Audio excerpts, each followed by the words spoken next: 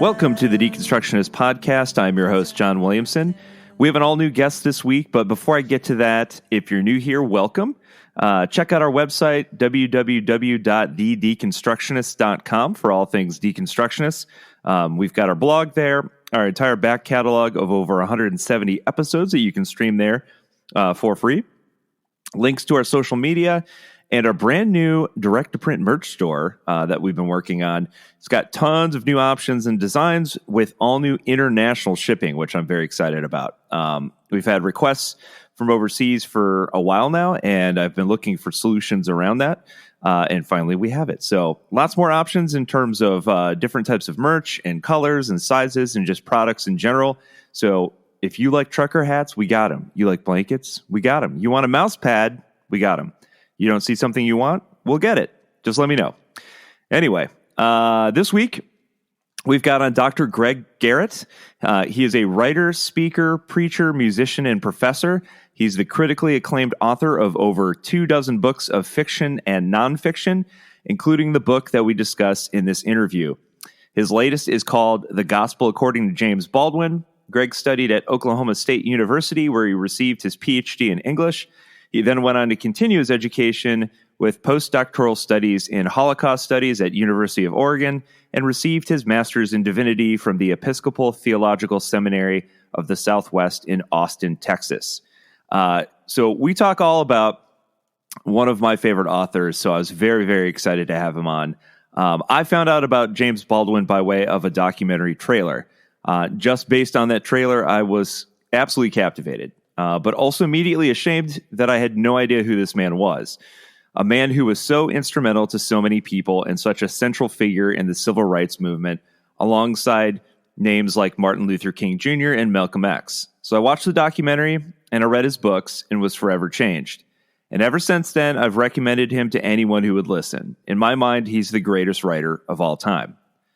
James Baldwin was a man of many talents. He was a gifted writer, a leading voice in the civil rights movement, and a pioneer in the LGBTQ community.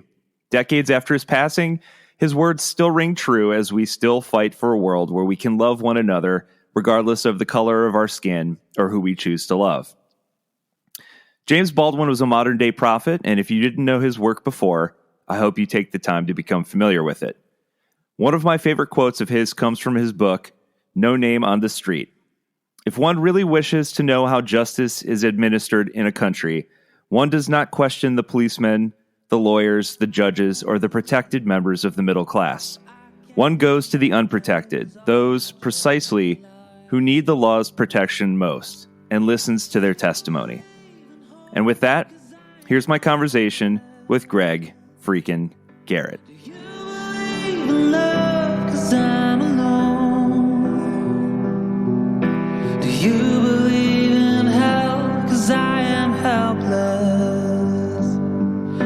The water I am treading is now my home. All right. Very excited. Welcome to the Deconstructionist podcast. I have got Greg Garrett with me today. We're going to talk about one of my favorite, if not my favorite author. Thank you so much for coming on the show. Oh, it's such a great pleasure. I'm glad to be here today. Absolutely. I like I was telling you before we started recording, I got an email from your publisher and talking about your book that wasn't out yet at the time. And I got really excited because I happened upon this particular individual, James Baldwin. So your book is called The Gospel According to James Baldwin, What America's Great Prophet Can Teach Us About Life, Love, and Identity. And I thought, heck yeah, I cannot wait to talk about this. So yeah, I've been looking forward to this. Good. So good. Let's talk a little bit about, first before we dig in, tell people a little bit about your background and ultimately what inspired you to write a book about James Baldwin. Well, I mean, one of the things about my background is that I was raised in the church. It was a conservative evangelical church. Asking questions was not encouraged. Art and beauty were not emphasized. And people were very suspicious of anybody who was too smart. It was not a good fit for me, although many of my family members are still Southern Baptist and have found a life in that faith tradition. But it was very harmful for me. And so I fled that tradition when I was 18, when I left for college. And for about 20, 25 years, I was just nothing. Like many people who leave the church of their childhood, I didn't know that there were other options. And so my life has been this sort of continuing quest for knowledge and for wisdom, but also with this very real awareness. Even when I was farthest away from the church, I didn't feel that far away from God. So, I was seeking that connection with the Creator, the intelligence, however you want to think about what it is at the center of the universe that we reverence. And so that search has led me in a lot of directions. I, walked through a bunch of different wisdom traditions. I tried to find it in art, other people's art, and my own art. I've tried to find it through nature in that kind of transcendentalist sort of way. I'm going to connect with God through this. And then ultimately, at the lowest point in my life, when I was suffering from suicidal depression, I was rescued by a historically African-American Episcopal church in Austin, Texas. And they took me in and they patched me up and they sent me out. And so they rescued me to continue that work. But also it became very clear to me, because I'm also a teacher, that my job is to help other people do that work. So to find out the things that matter, the things that will save them, however you want to think about that phrase, and to continue to learn and grow. Because, one of the things that I talk about toward the end of the book is that Baldwin's sort of sum total of his wisdom is that we can do better. And that's, so I get up in the morning. I try to do better. I try to write better. I try to love better. I try to be a little bit more courageous. And so it's partly a secular journey and it's partly a sacred journey. But long ago, I realized that there's no such thing as something that separates those things. Everything in this life is sacred. And so whether or not it happens within the walls of the church, or whether or not you're carrying around James Baldwin or your King James Bible, we all, as Baldwin knew, are seeking the same things and trying to figure out the same things. And so I'm no different. I'm just grateful that there are some really good guides along the way, and then that community of faith that saved my life. I love that. Before we can really talk about who James Baldwin was, we really need to start at the beginning, because his story is a fascinating journey that really influenced and kind of shaped who he became later in life. And so talk a little bit about his youth and the experiences that absolutely influenced who he would later become. Well, Baldwin was born in the early 1920s in Harlem. He was born to a family that bloomed into a number of siblings. So he was the oldest of a number of half-siblings. The person that he called his father, that he had sort of a lifelong contention with long after his father was dead, was actually his stepfather. He never knew his real father. He believed that probably his father had been a criminal or an addict, maybe both.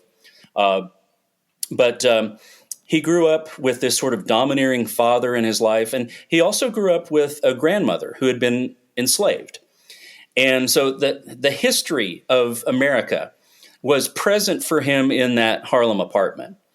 And then all of the discrimination, the racism, the injustice, the marginalized nature that we think about in terms of how American history deals with people who are brown or black or indigenous, was there for him to witness every day.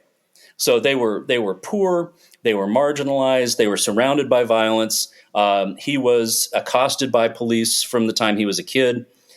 And the one thing that he learned early on, strangely and maybe beautifully ironically, through a loving white teacher who saw his brilliance, was that he was really smart and really creative. And if he was going to get out, if he was going to survive, it was not going to be through any of the sort of usual mechanisms. It's not going to be, Malcolm X becoming a gangster, essentially. It's not going to be becoming Joe Louis. If you've ever seen a picture of Mr. Baldwin, he was slight. He was not going to step into a ring, and duke it out with anybody. But he thought, if I can survive long enough to make my mark, people will pay attention to me because I can do this thing and I can do it really well. And so Baldwin went on to become, I think about, like baseball players, we're told that like great baseball players have 5 tools, and I don't know if you're a baseball fan or if anybody listening is a baseball fan, but just indulge me. So like, we say that, okay, this person runs, hits for power, plays right field beautifully, has a rifle for an arm. And Baldwin wrote fiction. He wrote plays and screenplays. He wrote literary criticism, cultural criticism. He wrote essays about race and justice in America. And he was a powerful and important activist who intersected with some of the most important figures of the civil rights movement and actually knew and loved, Medgar Evers, Dr. King, Malcolm X. And so there is nobody like him in American letters or American life. He was so good at all the things that he did. And it is sometimes puzzling to me that, as you had to be introduced to him and as the reporter that I talked to earlier in this week about this book had to be introduced to him, it sometimes strikes me as strange that everybody doesn't know who he is, but they don't. And that was one of the primary reasons that I wanted to write this book. Every time I teach Baldwin, my students blossom, whether they share any part of his identity or not. They understand their humanity better after they have read or experienced him. And so I wanted to take that out on the road, as it were, outside the classroom where I teach at Baylor, and to allow other people to have this experience of having their hearts and minds enlarged by James Baldwin. So that was the primary thing. Nobody takes on a book project without an incredible degree of passion. And I say nobody. I mean, I'm sure there are people who write for money. But, if I'm going to spend years, and this project was probably 6 years from conception to publication, that's a whole lot of life, And for me, since I go away to write, it's also a whole bunch of weeks and even months away from the people I love most. And so I had to know that I could say something about Baldwin that would be useful, that this would be a book that hadn't been written by somebody else or couldn't be written by somebody else. And so that for me was the big thing. Baldwin has changed my life. He's changed my students. And I thought, anybody who reads this book and then maybe goes on to read Baldwin is going to have that same experience. I completely agree. And I think, reading your book, I can tell just by reading it, just the love and reverence that you have for Baldwin. So it comes through in the book. Absolutely. So I think it's interesting. I definitely want to talk about, because he brings this up. He talks about his relationship during the civil rights movement in the 60s with Martin Luther King Jr., Malcolm X. And he always struck me as a guy who didn't necessarily want to join either movement. He kind of found himself forging his own path, because I recall a conversation he had with Malcolm X in particular in the book. What was your sense? And you talk later also. I think this kind of connects with where you mentioned the fact that he always seemed like a guy looking for his identity. I think that's fair. I think part of what he was trying to do, and he wrote about this a lot using the word witness. And I love that kind of characterization of him, because I think what it often meant was that, he was present and paying attention. And, as every writer's mind is, it's like, I'm recording this. I'm recording these conversations. I don't know exactly how these are going to be structured. I don't know how this is all going to fit together. But I'm going to be present at this moment in history. And I'm going to bear witness in my speech and in my writing later on. I think that philosophically, he had, a lot in common with Dr. King, particularly when we talk about the primacy of love. And some of the later activists and Black Power figures looked down on James Baldwin because they felt that he was weak and ineffectual. They thought that his failure to consider that violence could be a way forward was a lack of judgment on his part. But he knew at least as far back as The Fire Next Time. And I think before that, because I'm thinking about maybe some of the essays from Notes of a Native Son, where he's talking about love and forgiveness and truth-telling as the only potential way forward. I think he understood when he was writing about the church of his youth and about the white church and the failure of Christianity to follow Jesus, and sort of in a strange and sort of mirror way, the failure of the Nation of Islam. The Fire Next Time is that they were essentially doing everything that had been done to them. You know, their blind hatred and desire to do violence and to wipe out the people who had oppressed them was no better, and certainly in the name of God, had to be condemned, because that's not who Baldwin thought that God was. There is this wonderful line, which is, I think, many people's favorite line in The Fire Next Time. I told a gay Episcopal priest in Paris that I was reading Baldwin, and she said to me, "If the concept of God has any validity or any use, it can be only to make us larger, freer, and more loving. If God cannot do this, then it is time we got rid of him." And I'm like, yes, that's the book. Yeah. That's the heart of the book right there.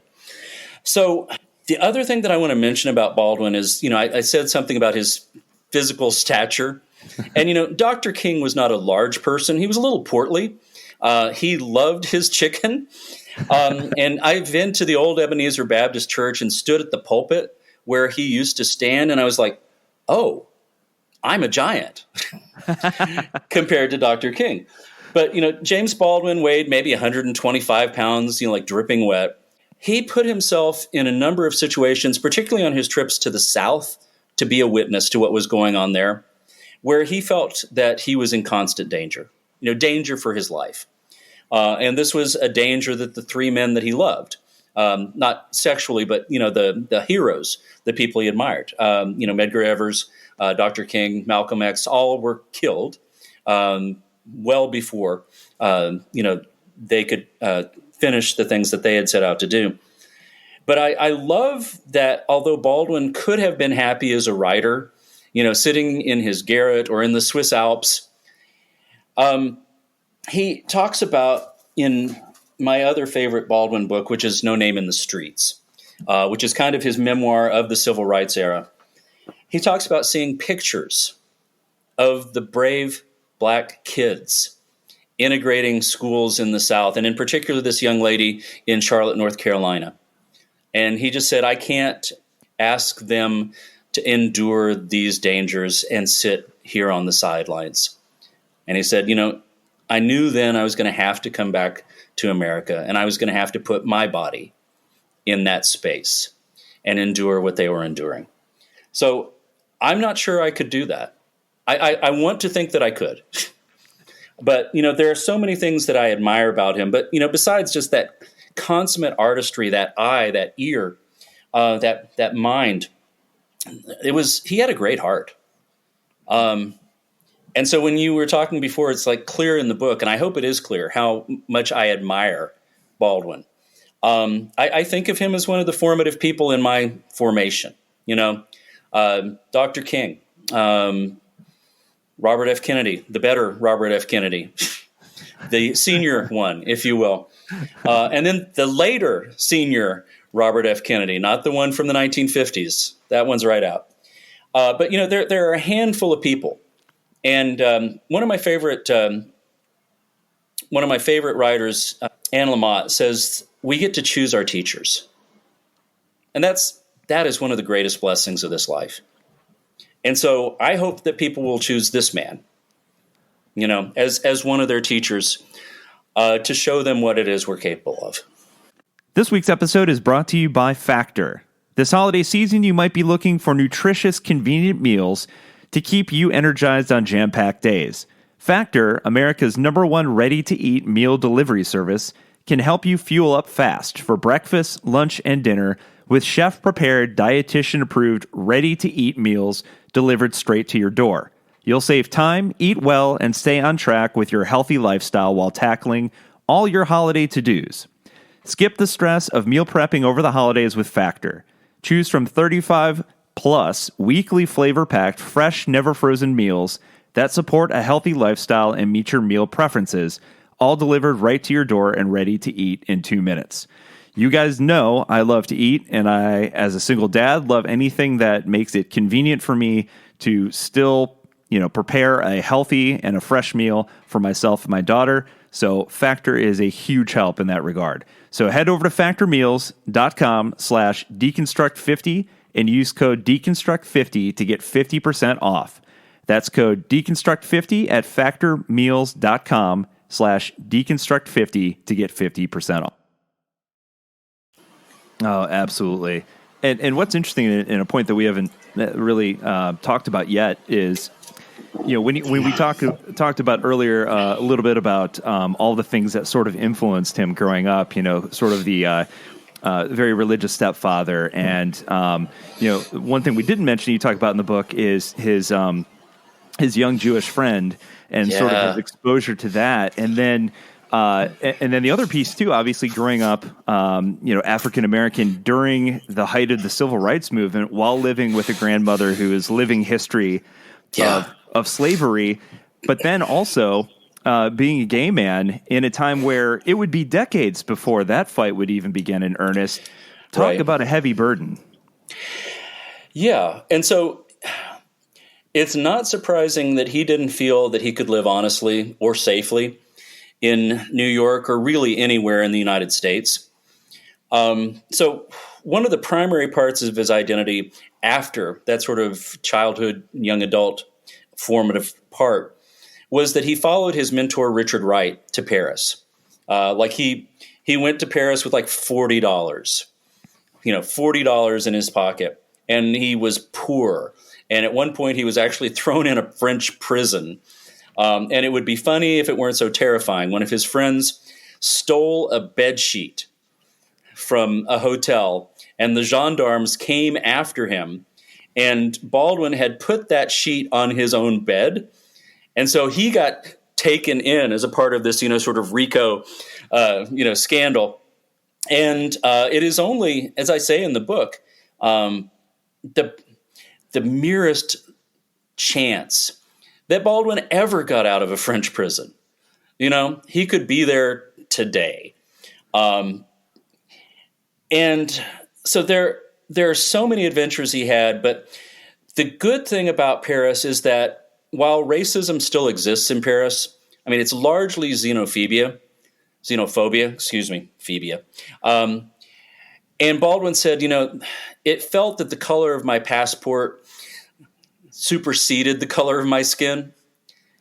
But as he looked at Algerians, as he looked at Cameroonians, other people from French colonial Africa, and saw the way that they were treated, it was not any different. And today you can go to Paris and you will find Harlem. There are suburbs in Paris that are, no different qualitatively. And the experience of growing up there, I'm sure Baldwin would have recognized as almost identical to his own. But the thing that Paris did for him was it gave him the freedom to live and to love the way that he chose. And it gave him the freedom to write. It was cheaper in those days to live in Paris. And he was getting some grants. He had made some connections at some of the big national kind of intellectual magazines. He published his first novel. And people paid attention to it, paid attention to him. And he was on his way to becoming one of the most important literary figures of the last century. Yeah, that's a great transition to the next question I had on here. So the impact of his novel. So the first novel, Go Tell It on the Mountain, and then he published his second novel during the 1950s, Giovanni's Room, and both books sort of got pigeonholed as this is the voice of the civil rights movement. This is the voice of LGBTQ, and yet. And this theme comes up then, and it continues to come up as he criticizes his peers' work as well when it comes to any book that he sees as sort of a protest book, where he gets kind of annoyed. And there's this quote at the beginning of your book where you quote him, where he's very critical of who had been his hero. Right. And then Uncle Tom's Cabin, obviously a famous work, where he says, however well-intentioned the protest novel might be, the truest job of the novelist is to represent human life in all its beauty, complication, and difficulty, not simply to convey a message. And I thought, wow, you could literally apply that to any art, in the fact that he felt like it weighed too heavily on the thing in which it was protesting versus the nuance and complexity of the human condition. And I resonate with that from a lot of directions, because I am a novelist, and because I teach creative writing. And when Baylor was much more explicitly a Christian school than it is now, we used to get, a majority of our students were devout, and often they wanted to come in and save souls with their stories. And, what I tell them is that, as Baldwin says, anytime your advocacy is more important than the human beings that are advocating, then that's bad art. It turns them into stick figures carrying a protest sign. And, unless somebody already agrees with your protest sign, then you're not going to reach them, But what Baldwin does so beautifully in his best creative writing, and I think my favorite probably is Another Country, which is the sort of epic novel he wrote in the early 1960s. But you can see it in Giovanni's Room. You can see it in Go Tell It on the Mountain.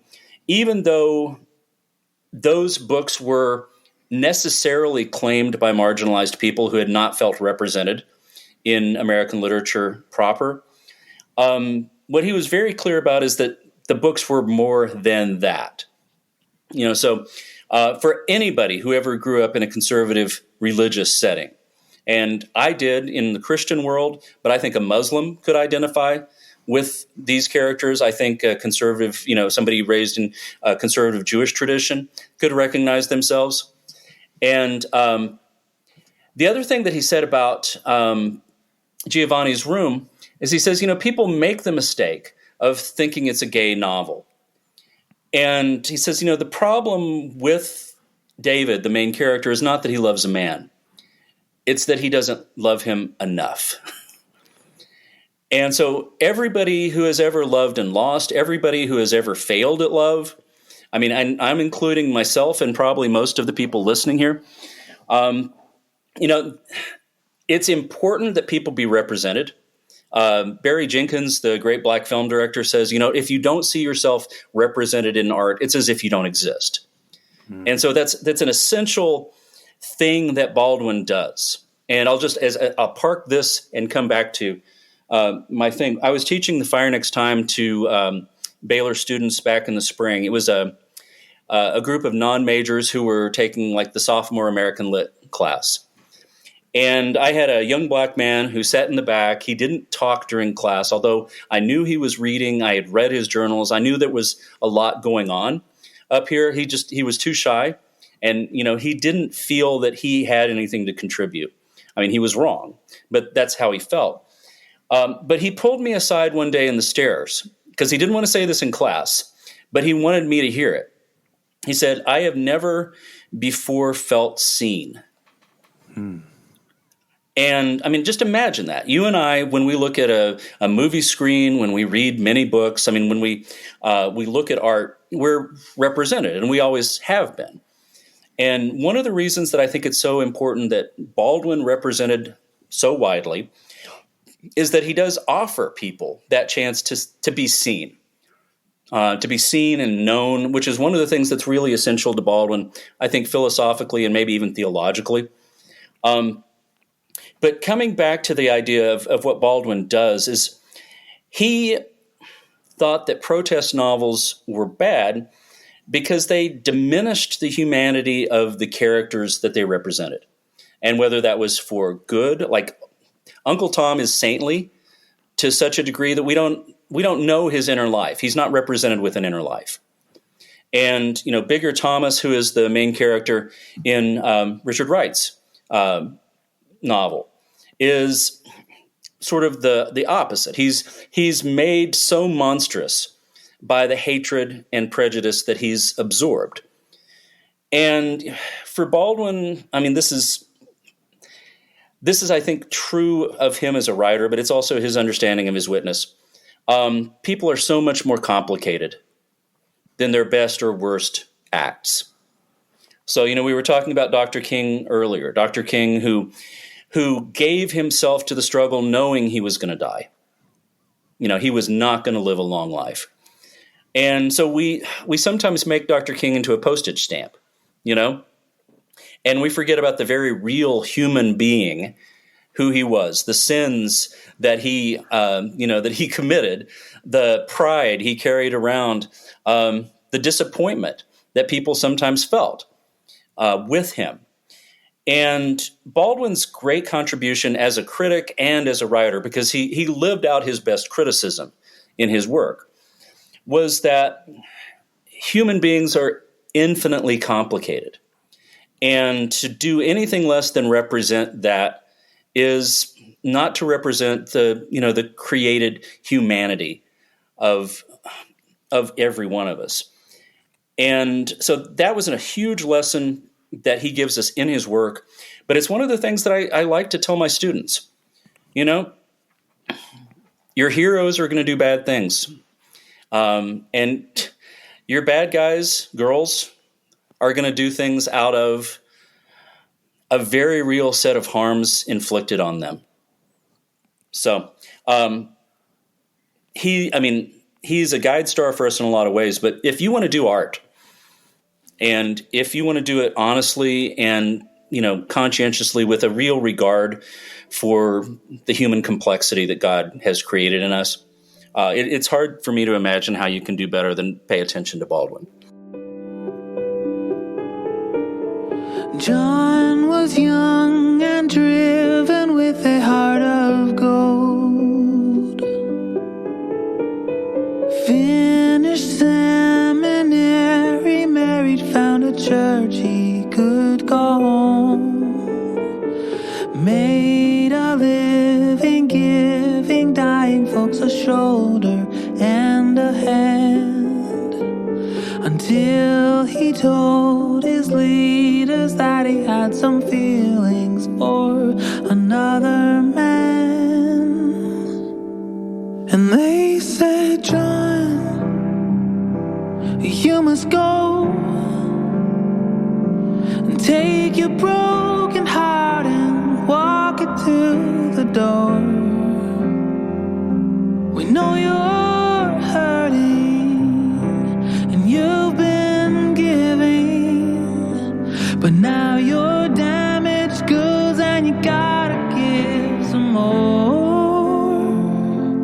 John, we love you, but we can't love you. You must go.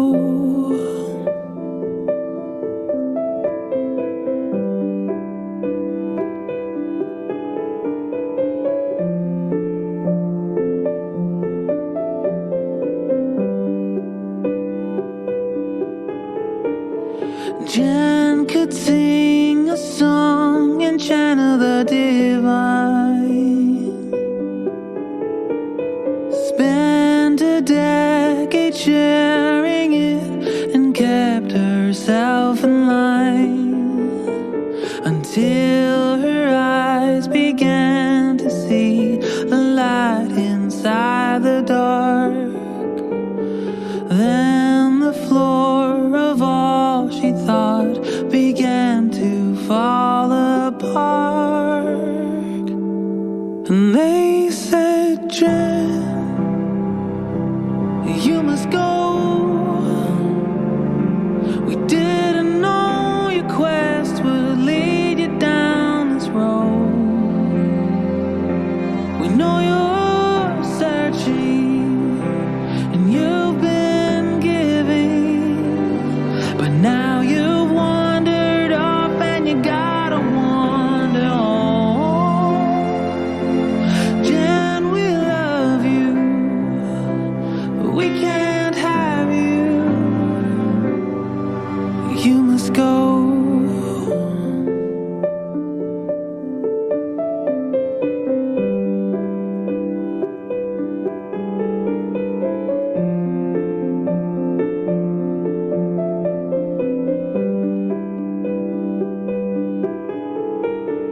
Jane was born with skin darker than her peers.